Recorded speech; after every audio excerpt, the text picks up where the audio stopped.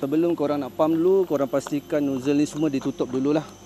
Okey, supaya angin tak keluar. Dia ada dua nozzle kat sini. Satu lagi nozzle kat sini, ada satu lagi sebelah sana. Pump ni korang kena masukkan dulu.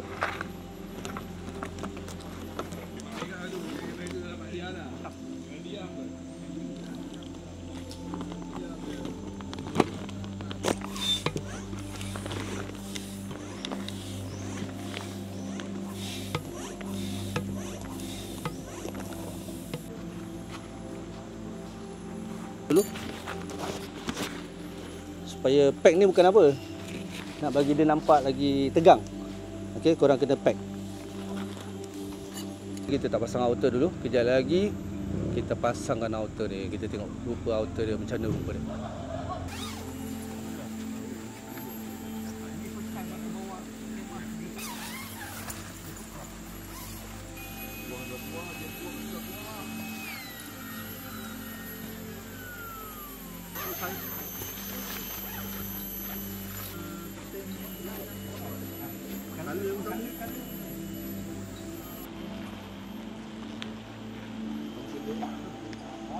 Okey.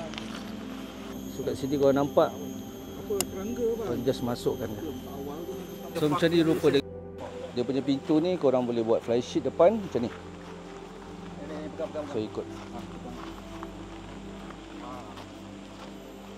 So dia akan jadi ni. Satu, boleh buat dua.